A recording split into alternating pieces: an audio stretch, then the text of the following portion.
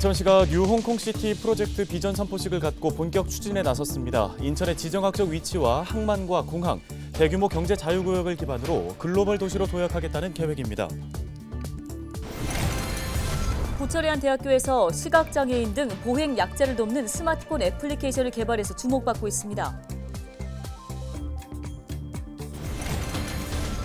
김포시의회 민주당 의원들이 김포시에 광역철도 타당성 조사 용역 관련 자료 제출을 요구하며 국민의힘 의원들과 갈등하고 있습니다. 의회는 사흘째 열리지 못했습니다. 부천시가 부천교육지원청, 역곡중, 범박중, 부천도시공사, 부천시 체육회 등과 학교 시설 개방에 대한 협약을 체결했습니다.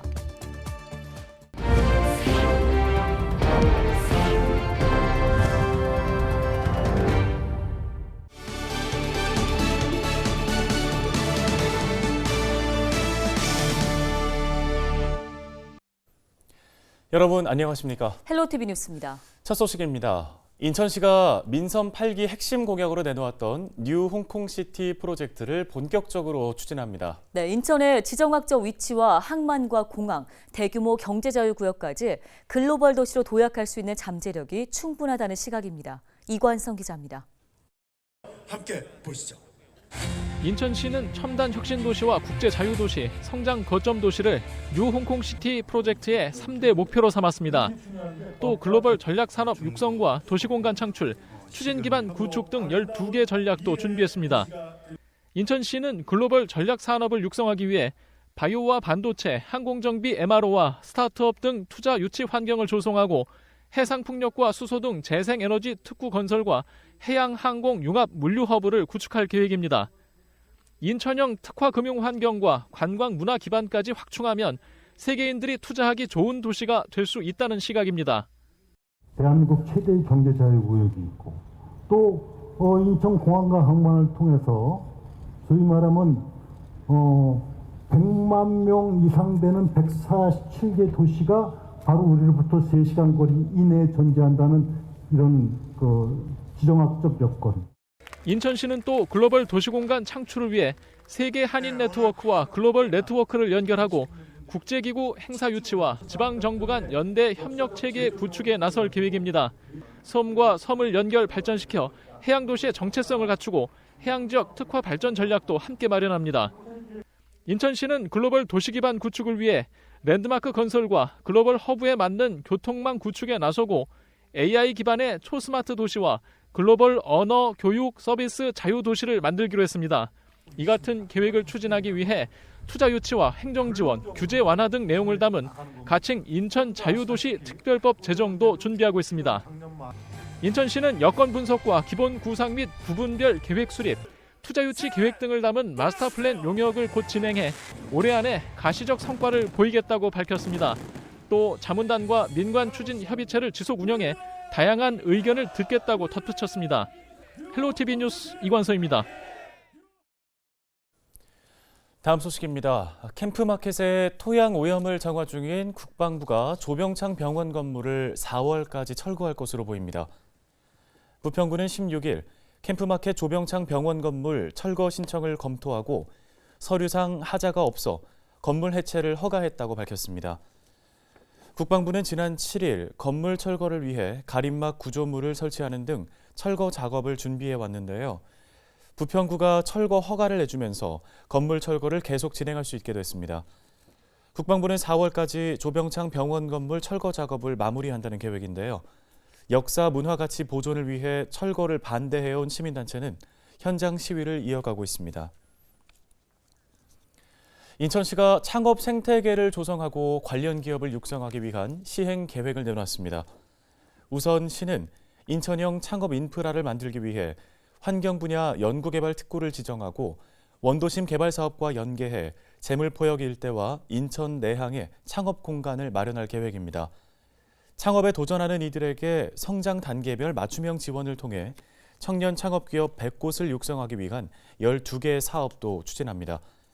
또 혁신 스타트업의 고성장을 뒷받침할 투자 생태계를 구축하기 위해 1,500억 원이 넘는 신규 펀드를 조성하고 유망 스타트업의 투자 유치 기회도 확대할 계획입니다. 이외에도 창업기업 현황이나 투자 정보 등을 한눈에 볼 수 있는 창업 플랫폼도 제작하기로 했습니다. 김포시의회 본회의가 사흘째 파행을 겪으면서 임시회 일정이 지연되고 있습니다. 김포시의회 본회의는 임시회 첫날인 14일 정회 이후 15일과 16일에도 의결 정족수를 채우지 못해 중단됐는데요. 앞서 더불어민주당 의원들은 집행부가 광역철도 타당성 조사 용역 관련 자료를 제출하지 않은 점을 파행의 이유로 설명하고 임시회 첫날 본회의 일정을 지연시켰습니다. 이에 국민의힘 의원들이 민주당의 본회의 보이콧 행위는 의회 절차를 무시한 독단적 선택이라고 반박하면서 이번 사태는 여야의 책임 공방으로 번졌는데요. 민주당은 국민의힘이 사안을 왜곡하고 있다며 또다시 반박 입장을 낸 이후 본회의 일정을 거부하고 있습니다. 다음 소식입니다. 앞이 보이지 않는 시각장애인들은 길을 걸을 때 종종 예상치 못한 난관을 만나기도 합니다. 차들이 지나는 도로는 특히나 더 위험하기까지 한데요. 네, 부천의 한 대학교에서 보행 약자를 돕는 스마트폰 애플리케이션을 개발해 주목받고 있습니다. 이정화 기자입니다. 스마트폰 앱을 켜 버튼을 누르자 부계주공 아파트 횡단보도에 연결합니다. 이 횡단보도 위치를 알리는 안내 음성이 흘러나옵니다. 횡단보도에서 보행약자가 순조롭게 방향을 잡고 건널 수 있도록 도와주는 앱, 이른바 세이프 라이트입니다. 블루투스를 기반으로 하기 때문에 보행약자가 횡단보도 실물 버튼의 위치를 인식하기 어려운 경우나 뜻하지 않은 장애물을 만났을 때 유용합니다. 대학생들이 시각장애인 면담 등을 거쳐 1년여 연구 끝에 개발에 성공했습니다. 시각장애인분들을 위한 횡단보도 보행 보조 앱입니다. 위험한 상황에서 사용하는 앱이다 보니까 시각장애인분들이 좀 더 편하면서 안전하게 사용할 수 있도록 초점을 많이 맞췄던 것 같습니다. 점자 블록이 없는 곳에서 시각장애인이 자칫 한쪽 방향으로 치우쳐 걷는 상황을 막고자 추가한 안전 나침반이나 야간 경광등 기능도 있습니다. 기존 유사 애플리케이션과의 가장 큰 차이점입니다. 아파트 횡단보도에 연결합니다. 이 안전 나침반 기능을 활용하면 시각장애인은 손으로 느껴지는 진동을 통해 내가 직선 보행을 제대로 하고 있는지 확인할 수 있습니다. 이 기술은 최근 장애인들이 살기 편한 도시를 만들기 위해 물리 제도적 장벽을 제거하자는 취지를 담은 베리어 프리 앱 개발 콘테스트에서 과학기술정보통신부 장관상을 수상했습니다. 자체 특허 기술을 적용한 결과입니다. 서비스는 일상에서 상용화돼 누구나 무료로 다운받아 사용할 수 있습니다. 비보 우회전이라든가 황색 전멸 등, 그다음에 스쿨존 이런 지역에 제일 불편한 게 많잖아요. 사실 또 사회적 이슈기도 하고요. 특허를 이용해서 좀 더 지금 현재 만들어진 앱에서 좀 발전시켜서. 다만 현재는 IoT 음향 신호기가 설치된 일부 횡단보도에서만 연결이 가능하도록 제한돼 있어 더 많은 길 위의 사고를 막기 위해서는 앞으로 보완해야 할 과제도 많습니다. 헬로티비 뉴스 이정화입니다. 부천시가 부천교육지원청, 역곡중학교, 범박중학교, 부천도시공사, 부천시 체육회 등과 학교 시설 개방에 대한 협약을 체결했습니다. 이번 협약을 통해 역곡중학교는 주차면 20면을, 범박중학교는 체육관과 주차면 50여 면을 개방하는 동시에 부천시는 개방 주차장에 대한 시설 지원을, 부천도시공사는 운영을 맡게 됐습니다. 또 부천시 체육회는 생활체육 프로그램을 맡아 진행할 예정인데요. 지난 2016년부터 학교 시설 개방을 추진한 부천시는 현재까지 17개 학교와 협약을 맺고 지역사회와 생활 인프라를 공유하고 있습니다. 인천시가 올해 연말까지 기후대응 도시숲 4곳을 조성합니다.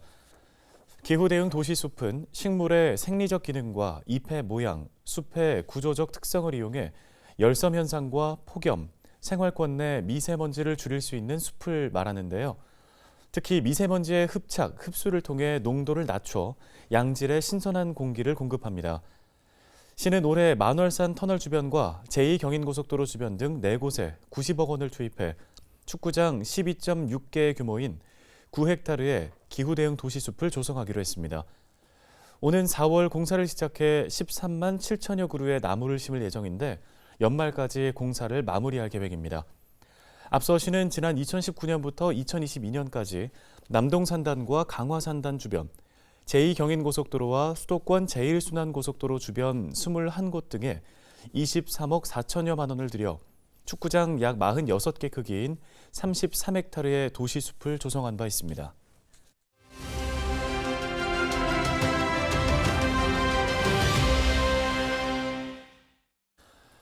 김포시가 산림 휴양 사업을 추진하면서 녹색 휴양 공간을 발전시킨다는 계획을 밝혔습니다. 네, 김포시 산림휴양팀을 전화 연결해 보겠습니다. 이정호 팀장이 전화 연결돼 있는데요. 안녕하십니까? 네, 안녕하세요. 김포시 공원녹지과 산림휴양팀장 이정호입니다. 예, 팀장님. 김포시 산림휴양 사업 내용을 보니까 숲길 조성, 산림교육이 앞에 있습니다. 먼저 이 부분 설명해 주실까요? 올해에는 국방부의 협조를 통하여 봉송산 숲길 정상에 시설되어 있는 방공포 진제의 개방과 함께 전망대와 휴게시설이 설치될 수 있도록 적극적으로 추진 중에 있으며 이를 통하여 아름다운 한강 하구와 김포 신도시 경관을 한눈에 바라볼 수 있도록 할 계획입니다.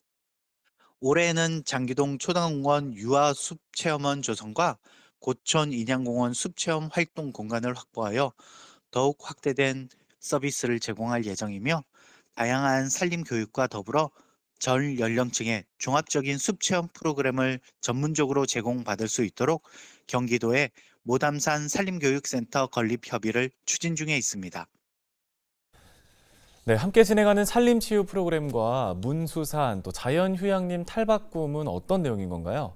산림치유는 숲에서 존재하는 다양한 환경 요소를 활용하여 인체의 면역력을 높이고 신체적, 정신적 건강을 회복시키는 활동으로 최근 감염병과 스트레스를 받은 시민들이 숲속에서 지친 몸과 마음을 치유할 수 있도록 문수산 산림욕장에서 2명의 산림치유 지도사가 4월부터 10월까지 숲속 명상, 숲길 걷기 등 10가지 이상의 프로그램을 무료로 운영하고 있습니다. 김포시에서는 문수산 자연휴양림 조성을 위한 도비 확보와 함께 기본 및 실시 설계, 문화재 현상 변경 허가, 군사시설 협의 등을 통하여 자연휴양림 조성 계획 승인을 받아 문수산만의 차별화된 산림휴양 서비스를 제공하고 북부권 지역 주변 상권 활성화와 함께 체류형 체험 관광 상품이 될 수 있도록 박차를 가할 것입니다. 네, 이번 산림휴양 사업을 통해 그럼 기대해 볼 수 있는 건 어떤 것들이 있을까요? 산림청 산림휴양 복지활동 조사서에서 82.7% 이상이 산림휴양 복지활동 경험에 만족하며 응답자의 94.7%가 삶에 긍정적인 영향을 미친다고 조사된 만큼 제공된 산림휴양 공간이 끊임없는 경쟁사회 속에서 지친 김포 시민들의 심신을 치유하고 사람을 품은 편안하고 따뜻한 힐링숲이 될 것이라고 생각합니다. 네, 알겠습니다. 오늘 소식은 여기까지 듣겠습니다. 김포시 공원녹지과 산림휴양팀 이정호 팀장이었습니다.